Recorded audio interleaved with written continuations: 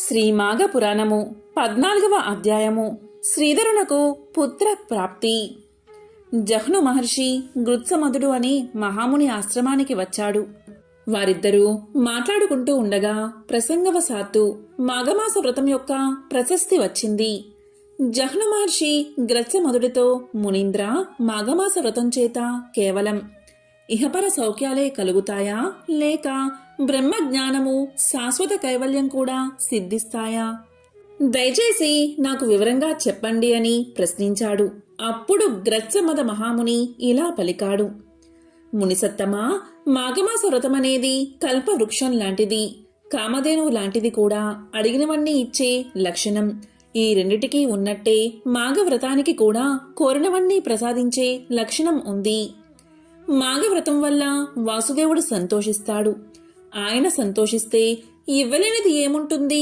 జ్ఞాన వైరాగ్యాలు, మోక్షము అన్నీ ఆ ఈశ్వరుడి అనుగ్రహం వల్లే కలుగుతాయి.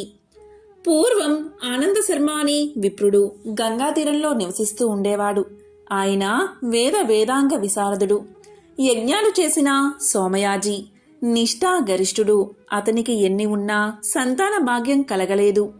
అతను ఒక రోజున భార్యతో, మనకిన్ని సంపదలు ఉన్నాయి, కానీ గుణవంతుడైన కుమారుడు కలగాలన్న మన కోరిక మాత్రం నెరవేరనే లేదు. పిల్లలు లేని ఇల్లు కాయలు కాయని చెట్టులా శోభావిహీనంగా ఉంది. మనం పూర్వజన్మలో ఎవరికీ ఏమీ దానం చెయ్యలేదేమో.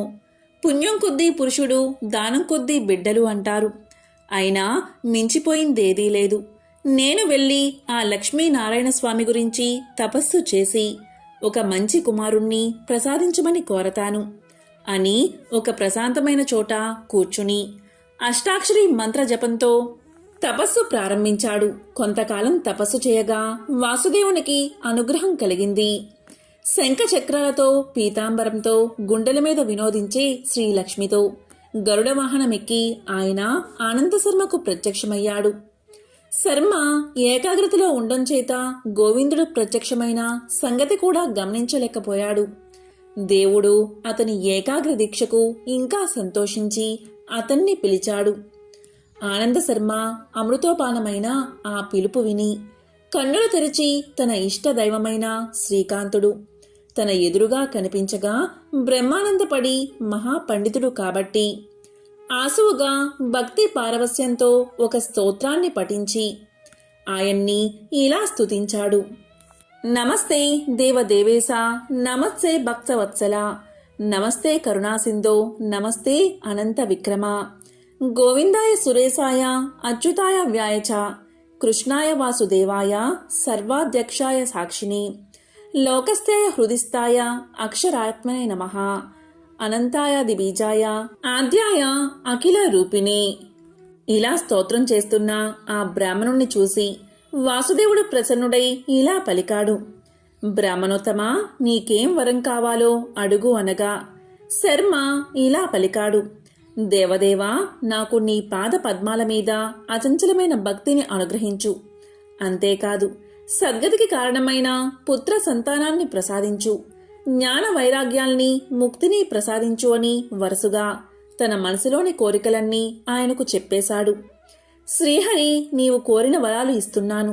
నీవు ఆసువుగా చెప్పిన ఈ స్తోత్రంతో నన్నెవరు స్తుతించినా వారికి కూడా ప్రసన్నుడై వరాలు ఇస్తాను అంటూ అంతర్ధానమైపోయాడు. దీంతో ఆనందశర్మ ఇంటికి వచ్చాడు. కొన్నాళ్లకు ఆనందశర్మ భార్య గర్భవతి అయి 12 కొడుకును కన్నది. ఆ పిల్లవాని ఆటపాటలతో, ముద్దు మురిపాలతో ఆనందంగా కాలం గడిచిపోతుంది. ఒకనాడు నారద మహర్షి వీరింటికి అతిథిగా వచ్చి బాలుని చూసి ఇలా పలికాడు. ఇతనికి 12 ఏళ్ల ఆయుష్, జాగ్రత్తగా చూసుకోండి అని చెప్పి వెళ్లిపోయాడు. దీంతో ఆనందశర్మ దంపతులిద్దరూ విచార సాగరంలో మునిగిపోయారు. భగవానుడు పుత్రుణ్ణి ప్రసాదిస్తూ అల్పాయుష్కుణ్ణి ఇచ్చాడేమిటి అని విచారించారు. దీంతో పండితుడైన ఆనందశర్మ భార్యను ఓదారుస్తూ ఇలా పలికాడు. ఎందుకు విచారిస్తావు? జాతస్య హ్రీ ధ్రువో మృత్యుః అని పుట్టిన వారికి చావు తప్పదు. ఈ సృష్టిలో పుట్టినదేదీ శాశ్వతంగా ఉండదు. యదృశ్యం తన్నస్యం. ఇప్పుడు కనిపిస్తున్నంత ఎప్పుడో ఒకప్పుడు నశించవలసినదే. అయితే కొన్ని వస్తువులు ముందు, కొన్ని వస్తువులు తర్వాత నశించడం సహజం. లోకాలన్నీ కూడా శాశ్వతంగా ఉండవు. బ్రహ్మగారు నిద్రపోతే ఆయన సృష్టించిన ఈ లోకాలన్నీ నశించవలసిందే. విచారించినంత మాత్రాన నశించేది నశించక మానదు. ప్రతి జీవి కూడా తాను పూర్వం చేసిన కర్మ ప్రకారమే పుడుతూ ఉంటుంది, పెరుగుతూ ఉంటుంది. కర్మ పరిపక్వం కాగానే నశిస్తూ ఉంటుంది. నాటక రంగం మీదకి పాత్రధారులు వస్తూ ఉంటారు. తమ పాత్రను నటించి అయిపోగానే రంగం మీద నుంచి నిష్క్రమిస్తారు. శాశ్వతుడైనవాడు ఆ పరమాత్ముడు ఒక్కడే. ఆయనకే జనన మరణాది వికారాలు ఏమీ ఉండవు. కాబట్టి నేను అశాశ్వతుడైన వాసుదేవుని గురించి మళ్లీ తపస్సు చేసి మన కుమారుడికి దీర్ఘ ఆయుర్దాయం ప్రసాదించమని కోరుకుంటాను. నీవు బాధపడుకు అని భార్యను ఓదార్చి తాను మళ్లీ తపస్సు చేయడానికి వెళ్లిపోయాడు ఆనంద శర్మ. మునపటిలాగే మహాభక్తితో, ఏకాగ్రమైన దీక్షతో, నిశ్చలమైన మనస్సుతో తపస్సు చేయడం ప్రారంభించాడు. కొంతకాలానికి ఆయన తపస్సుకు మెచ్చి ఆ జగన్నాథుడు ప్రత్యక్షమయ్యాడు. శ్రీ మాఘ పురాణము 14వ అధ్యాయము సంపూర్ణం.